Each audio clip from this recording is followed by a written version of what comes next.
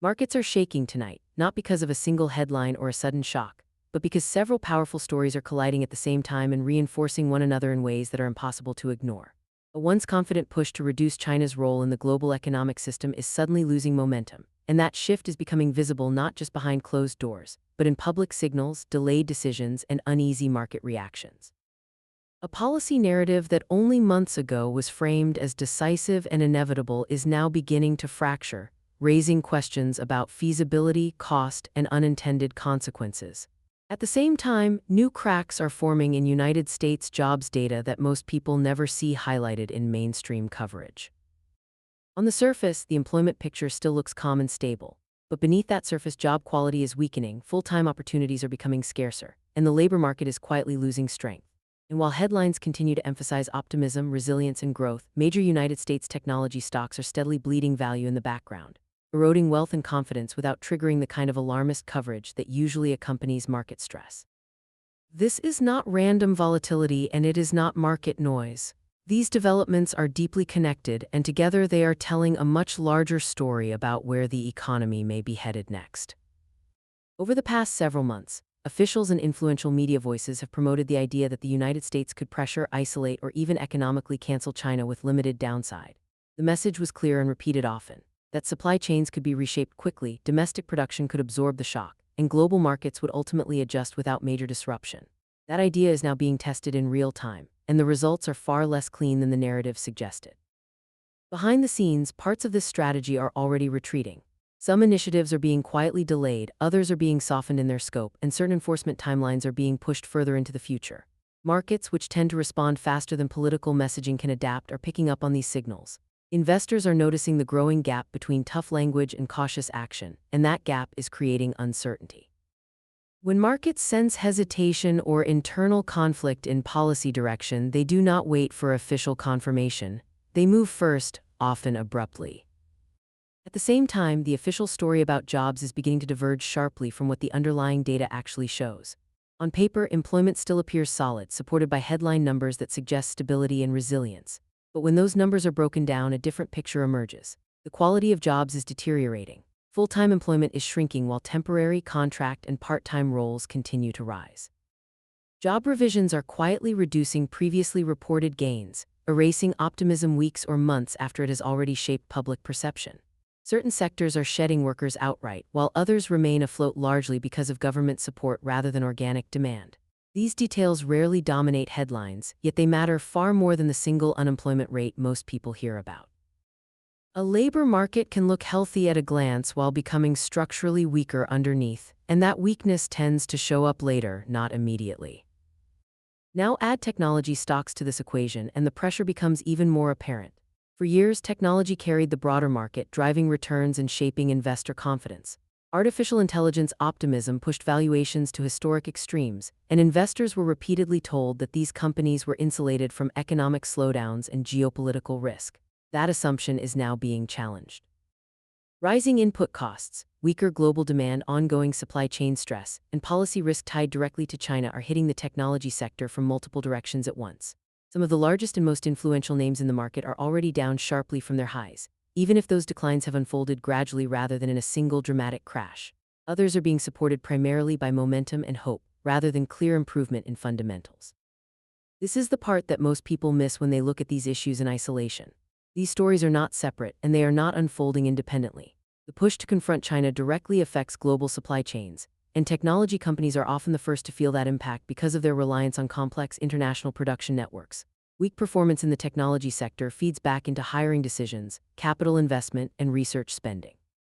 When hiring slows, consumer spending eventually weakens, and when spending weakens, the cracks in jobs data become harder to hide, even if officials attempt to smooth over the narrative. Each of these forces reinforces the others, creating a feedback loop that markets are already beginning to price in. In this video, you will learn what the Cancel China push actually looks like behind the scenes, beyond the headlines and talking points, and why parts of that strategy are already struggling to hold together. You will see how jobs data can appear strong while workers experience declining stability, fewer full-time opportunities, and slower wage growth. You will understand why technology stocks are under sustained pressure even when the broader market narrative sounds confident and reassuring. Most importantly, you will see how all of these trends connect into a single, larger economic story that helps explain why recent market moves are not accidental or random, but logical responses to shifting conditions. We will break down the claims that dominate public discussion and separate them from measurable facts. We will focus on the data points that rarely make it into headlines, but often matter the most when it comes to understanding risk. By the end of this video, you will have a clearer view of why the current moment feels unstable, why markets are reacting the way they are, and why the next phase of the story could carry even greater implications for investors, workers, and the broader economy. If you are looking for clear explanations without hype, you are in the right place. Welcome to the channel. If you value calm, data-driven breakdowns of what is really happening in the economy and markets, subscribe now and stay with us through the end. The phrase "cancel China" has been appearing more frequently in political speeches, financial commentary, and market discussions, but it is often misunderstood. It does not mean cutting China off overnight or severing all economic ties. Instead, it refers to a broader strategic shift aimed at reducing China's role in global trade, technology, and finance. This strategy includes limiting access to advanced technologies, moving supply chains away from Chinese factories, raising tariffs, and pressuring companies to relocate production either back to the United States or to allied countries. Supporters describe these measures as necessary to protect national security and strengthen domestic industry. Critics argue that they amount to economic isolation and carry the risk of serious long-term damage. This approach did not emerge suddenly. It builds on years of trade tensions, sanctions, and regulatory restrictions that have steadily reshaped the relationship between the United States and China. What is different now is the scale and the tone. The language has become more aggressive, the objectives sound more absolute, and markets are paying closer attention than ever. Even relatively small policy adjustments between the world's two largest economies can move trillions of dollars in market value, alter supply chains, and shift investment flows across the globe. At the center of this conversation is Scott Bessent, the United States Treasury Secretary. He is not a traditional career politician. His background is rooted in global finance and investment, and that experience gives his words unusual weight in financial markets. When he speaks about China, investors listen carefully. His comments are not treated as abstract political messaging, but as signals of real policy direction. His position places him at a critical intersection where government strategy, financial stability, and investor confidence all meet. Bessent has spoken openly about the goal of reducing dependence on China while maintaining market stability, a balance that is extremely difficult to achieve. Treasury decisions influence interest rates, capital flows, currency markets, and government debt dynamics. A misstep in messaging or execution can ripple quickly across borders. When rhetoric sounds firm and confrontational but policy actions appear mixed, delayed, or softened, uncertainty grows. And uncertainty is something markets tend to punish more aggressively than clearly bad news. Investors can adapt to negative outcomes, but they struggle when rules and expectations feel unstable. What is at stake goes far beyond trade headlines or political posturing. The global economy is deeply interconnected, and China is embedded in nearly every major supply chain, from manufacturing and technology components to energy markets and consumer goods. Disrupting that system affects prices, corporate profits, and employment not just in China or the United States, but worldwide. United States workers feel the impact through hiring decisions, wage pressure, and job security. Companies experience it through higher costs, supply disruptions, and planning uncertainty. Markets feel it through volatility, shifting capital flows, and rapid changes in risk appetite. This is why every statum, and every delay, and every policy adjustment matters. The consequences extend simultaneously to global growth, job stability, and financial conditions. When people hear the phrase "cancel China," it often sounds dramatic or extreme. In reality, it describes a gradual but deliberate policy shift rather than a sudden rupture. The core objective is to reduce how much the United States relies on China for critical goods, technologies, and industrial capacity. That includes everything from everyday consumer products to advanced components used in defense systems, energy infrastructure, and artificial intelligence. The goal is not a clean break, but a controlled pullback designed to reshape global supply chains over time. One of the primary tools used in this effort is tariffs. Higher import taxes are intended to make Chinese goods less competitive and push companies to source from alternative countries or expand domestic production. On paper, this sounds straightforward. In practice, it introduces higher costs, operational complexity, and economic trade-offs that ripple through markets and labor conditions, setting the stage for the volatility and uncertainty investors are now reacting to. Alongside tariffs, export controls have become a central pillar of this strategy.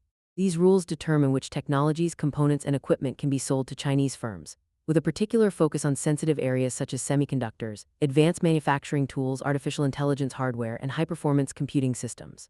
Over time, these restrictions are designed to slow China's progress in industries considered strategically critical.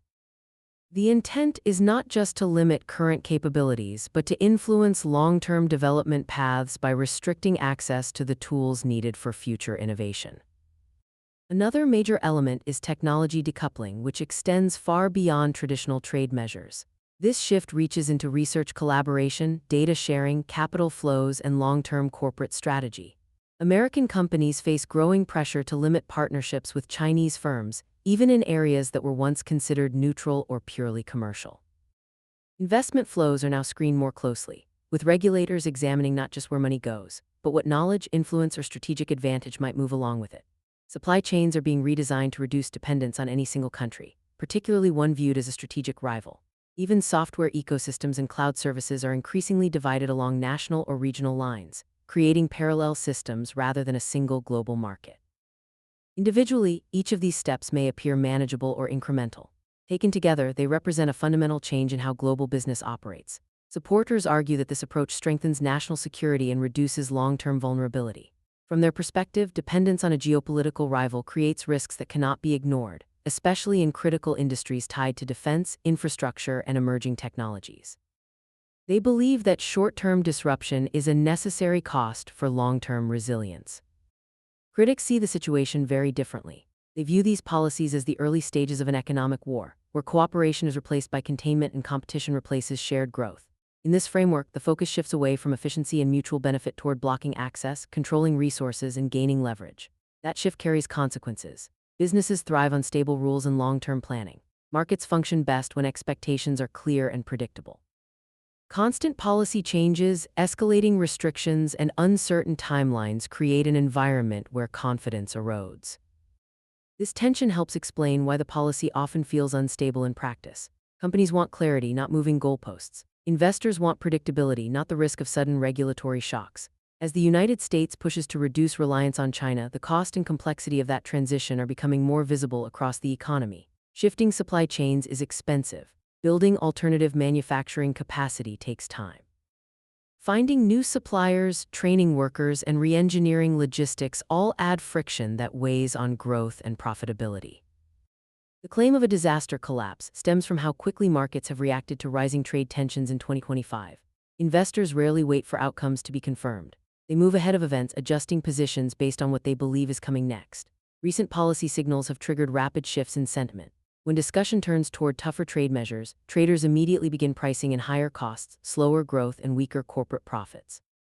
That repricing alone can push markets lower well before any policy is fully implemented. Escalating tariffs also play a powerful psychological role. They signal confrontation rather than negotiation. For companies that depend on complex global supply chains, tariffs translate directly into thinner margins and higher uncertainty. For investors, that uncertainty often leads to sell-offs, especially in sectors that were already valued at premium levels. Money moves out of equities and into safer assets not because collapse is inevitable, but because risk suddenly becomes harder to quantify. Market reactions intensified further following comments from Scott Bessent. His words were parsed carefully for clues about future policy direction. Even statements that were neutral or cautious in tone were interpreted by some as signals that tensions could deepen. In fast-moving markets, perception can matter as much as reality. A single comment can trigger automated trading systems, amplify media coverage, and accelerate short-term declines before human judgment has time to intervene. At the same time, it is important to understand how markets actually function. Stocks rarely move for one reason alone. Interest rates, earnings expectations, inflation data, global growth outlooks, and geopolitical risks all interact simultaneously. Trade policy is only one factor, but it often acts as a catalyst. It does not create every underlying problem, but it can expose weaknesses that were already present beneath the surface, bringing them into focus faster and more forcefully than many investors expect. This is why market drops tied to trade news often feel sudden and dramatic. What looks like a sharp break is usually the release of pressure that has been building quietly beneath the surface for months or even years. By the time a headline triggers a sell-off, many underlying stresses are already in place. The news does not create the problem, it simply exposes it in a way that markets can no longer ignore. The idea of a hidden jobs crash does not come from a sudden spike in unemployment or an obvious collapse in hiring. Instead, it comes from long-term trends that are easy to overlook when attention is focused only on monthly headlines. Over several decades, trade with China fundamentally reshaped large parts of the United States labor market. Manufacturing employment declined steadily as production shifted overseas. Entire regions lost factories that once provided stable wages, benefits, and long-term career paths. These changes unfolded gradually, which made them easier for the broader economy to absorb and easier for policymakers and media narratives to overlook. Because the losses were spread out over time, they did not register as a single crisis. Instead, they accumulated quietly. Research shows that many workers who lost manufacturing jobs did not transition into equivalent roles. Some found work in lower-paying service sectors with fewer benefits and less stability. Others exited the labor force altogether, disappearing from official unemployment counts. The economic damage lingered in the form of weakened communities, slower income growth, reduced job security, and a sense of long-term instability that statistics alone do not fully capture. These effects still shape today's economy, even though they rarely appear in monthly employment reports. Critics argue that government reporting places too much emphasis on headline unemployment rates. Those figures can suggest stability because unemployment remains near historical averages. But headline numbers fail to capture job quality, hours worked, wage growth, or long-term security. A rise in part-time employment can offset full-time job losses without triggering alarm in the top-line data.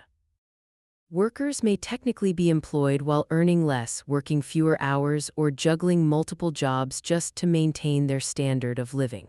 At the same time, job revisions often quietly revise earlier optimism downward weeks or months later after headlines have moved on. Trade policy adds another layer of complexity. When tariffs increase or supply disruptions emerge, companies rarely respond with immediate mass layoffs. Instead, they move cautiously. Hiring slows, open positions remain unfilled, temporary or contract roles replace permanent jobs, wage growth stalls as firms protect margins. These adjustments weaken the labor market gradually without creating an obvious breaking point. The result is an economy that can look healthy on paper while feeling fragile to the people living inside it. This gap between official data and lived experience fuels the perception that job losses tied to trade policy are being downplayed rather than addressed directly. Technology stocks sit at the center of modern trade tensions, which makes them especially sensitive to shifts in policy. Many of the largest technology companies rely on highly complex global supply chains that run through Asia, including China. Components are sourced from multiple countries, assembled in others, tested elsewhere, and shipped globally. When trade rules tight, or tariffs rise, costs increase, and timelines break down. Even small disruptions can ripple through earnings forecasts, production schedules, and investor expectations. Export restrictions add another layer of pressure. Limits on selling advanced chips, manufacturing equipment, and specialized software reduce revenue for companies that spent years building global markets. Semiconductor controls in particular affect not only current sales but long-term planning. Firms hesitate to invest aggressively when access to key customers could disappear overnight due to policy changes. Retaliatory measures from other countries deepen that uncertainty and increase the risk of additional restrictions spreading across industries. Investor confidence reacts quickly to these signals. Technology stocks are often priced for strong, sustained growth, which leaves little margin for disappointment. When policy risk rises, valuations adjust rapidly. That adjustment can produce sharp declines that look dramatic on charts and in headlines, even if the underlying companies remain operational and profitable. What changes is not their existence, but the assumptions investors were willing to make about future growth. These dynamics explain why technology stocks often appear to implode suddenly during periods of trade tension. The moves are rarely random. They reflect a reassessment of risk, growth, and long-term profitability in an environment where rules feel less predictable. When uncertainty increases, markets reprice quickly, and sectors at the center of global trade feel that pressure first and most intensely. Automated trading and index rebalancing can amplify these moves, pushing prices sharply lower in a very short period of time. Algorithms respond instantly to headlines, volatility thresholds, and momentum signals, often selling first and asking questions later. When multiple funds rebalance at once, small declines can cascade into larger drops that look far more dramatic than the underlying news would suggest. This mechanical behavior adds speed and intensity to market reactions, especially during periods of policy uncertainty. At the same time, technology stocks are also known for powerful rebounds. Innovation cycles do not stop because of a policy scare. Strong balance sheets, dominant market positions, and continued demand for digital services often attract buyers once the initial fear fades. Long-term investors step in when prices fall below perceived value, and short-term traders move to capture oversold bounces. Money flows back in when earnings stabilize, guidance improves, or tensions temporarily ease. This creates wide swings rather than a one-direction collapse. The defining feature becomes volatility, not destruction. The result is a market environment where prices move faster, reactions are stronger, and sentiment can shift in days or even hours as trade news evolves. Optimism and fear alternate quickly, creating sharp rallies followed by sudden pullbacks. This pattern reflects uncertainty, not inevitability. Markets are struggling to price risk accurately when policy signals change frequently and long-term rules feel unsettled. Trade tensions between major economies rarely stay contained within national borders. When the United States and China adjust policy, the effects spread rapidly through global markets. Supply chains cross continents and capital flows move instantly. A tariff announced in one country can change prices, production plans, and investment decisions thousands of miles away. This is why markets in Asia, Europe, and emerging economies often react within minutes of trade-related news coming out of Washington or Beijing. Global companies operate across borders, and their stock prices reflect that exposure. A slowdown in Chinese demand can hit exporters in Europe. Higher costs in the United States can pressure manufacturers in Mexico and Southeast Asia. Commodity markets respond as well, with energy, metals, and agricultural prices shifting as trade expectations change. These moves feed directly into national stock indexes around the world, reinforcing the sense that no market is truly insulated. Investors do not wait for damage to appear in earnings reports. They respond to uncertainty itself. When rules become unclear, perceived risk rises. Funds reduce exposure, volatility increases. Even countries not directly involved in the dispute feel pressure as global portfolios rebalance towards safer assets. Currencies move, bond yields adjust, liquidity tightens in places that seem unrelated at first glance. This is why trade disputes carry outsized influence. They shape expectations about growth, inflation, and financial stability at the same time. The reaction is often less about any single headline and more about the fear of unpredictable change. Markets function on confidence. Businesses invest, hire, and expand when they believe the rules will remain relatively stable. When uncertainty dominates. Caution replaces expansion. That shift ripples through the global financial system, weakening the foundation that markets depend on. When we step back from the headlines, the full picture is more nuanced than it initially appears. The term "cancel China" sounds absolute, but in practice it describes efforts to reduce dependence, not a complete economic severance. Trade, investment, and supply chains continue to operate even as governments impose controls and restrictions. The impact is real and significant, but it is measured and gradual rather than total or instantaneous. Job losses connected to trade with China are also real and have shaped parts of the United States labor market for decades. Millions of manufacturing roles were affected as production shifted overseas, and some communities continue to feel those consequences today. At the same time, the overall employment picture is complicated. Not every worker displaced by trade remains unemployed, and shifts into other sectors can mask long-term challenges in headline data. The story is not one of sudden collapse, but of slow adjustment, uneven outcomes, and persistent tension between economic efficiency and social stability. The story is not simple, and the effects are not evenly distributed. They vary by region, by industry, and by skill level, which is precisely why sweeping conclusions often miss the mark. Some areas feel intense pressure while others remain relatively insulated. Certain industries face rising costs and shrinking margins, while others continue to expand and attract capital. The same is true for workers. Highly specialized roles may see strong demand and wage growth, while more vulnerable positions experience instability, reduced hours, or slower income gains. This uneven impact makes it difficult to capture the true state of the economy with a single statistic or headline. Technology stocks illustrate this complexity clearly. They are under pressure, especially where global supply chains intersect with policy risk and geopolitical tension. But they are far from collapsing entirely. Volatility and sharp swings dominate the narrative, reflecting heightened investor concern rather than systemic failure. Valuations that were once stretched are adjusting to a world where uncertainty must be priced more carefully. Yet many of the strongest companies continue to innovate, generate revenue, and attract long-term investment. Their products remain deeply embedded in modern life, and their business models still benefit from scale, network effects, and global demand. Markets themselves are shaped by a wide array of forces beyond trade policy alone. Interest rates influence borrowing costs and investment decisions. Inflation data affects consumer spending power and central bank actions. Corporate earnings reveal how businesses are navigating costs, demand, and competition. Geopolitical events introduce sudden risks or opportunities, while investor sentiment amplifies both optimism and fear. Policy headlines often act as a trigger, setting off market moves, but the underlying forces driving prices are far broader and more deeply rooted. Understanding these dynamics is essential for grasping why markets move the way they do and why single narratives rarely tell the whole story. Headlines are designed to grab attention, and they often simplify complex developments into dramatic terms. Market declines become implosions. Policy shifts are framed as collapses. Changes in employment are labeled crises, even when the underlying data points to a more measured and gradual process. This kind of language can distort perception and amplify anxiety without improving understanding. Looking past the sensational framing reveals a landscape that is complex, evolving, and highly interconnected. Numbers and context matter. Economic indicators provide detail that headlines often skip. Trade balances show shifts in global demand and competitiveness. Sector-specific employment trends reveal where jobs are being created or lost. Corporate earnings expose how companies are adapting to new conditions.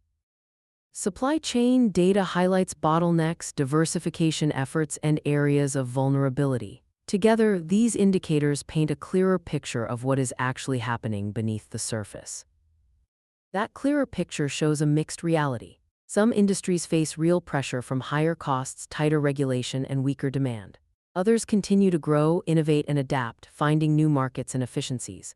Understanding how these elements connect helps explain why markets react so strongly to news and why some widely circulated fears may be overstated. It also explains why volatility can coexist with resilience and why short-term turbulence does not automatically signal long-term decline. At the same time, the risks are real and cannot be dismissed. Supply chain disruptions, geopolitical tensions, regulatory changes, and investor uncertainty all pose tangible challenges. Companies must navigate tariffs, export controls, and shifting demand patterns while trying to maintain profitability and competitiveness. Workers and communities feel the indirect effects through hiring decisions, wage pressure, and local economic conditions. Recognizing these risks is essential for making realistic assessments rather than assuming everything will simply smooth itself out. Yet counterforces exist alongside those risks. Strong corporate balance sheets provide financial flexibility. Technological innovation continues to create new products, services, and efficiencies. Government interventions can stabilize markets and support critical sectors during periods of stress. Global diversification allows businesses and investors to spread risk across regions and industries. Markets, while highly reactive, also have a long history of recovery and adjustment. Even when policy decisions create short-term volatility, the underlying economy often finds ways to absorb shocks and continue functioning. It is this interplay between risk and resilience that defines the current environment. The economy is neither on the verge of collapse nor immune to pressure. It is dynamic, adaptive, and constantly responding to changing conditions. This reality is rarely captured in simple headlines or one-dimensional narratives. By examining the data carefully and connecting the dots between trade policy, employment trends, and market performance, a more complete understanding emerges. That broader perspective makes one thing clear. The challenges facing markets and workers are real, but exaggeration is common. Context is what allows investors, workers, and policymakers to make informed decisions rather than reacting solely to fear or hype. Understanding the full picture does not eliminate risk, but it does replace confusion with clarity. Thank you for watching. Now we want to hear from you. What do you think about the impact of trade tensions, the so-called cancel China policy, and the pressure on technology stocks? Share your thoughts in the comments below. If you found this video helpful and want more clear, data-driven insights into markets and the economy, make sure to like this video and subscribe to the channel. Stay tuned for upcoming videos where we break down the truth behind headlines, explore hidden market trends, and help you understand what is really happening in the world of finance.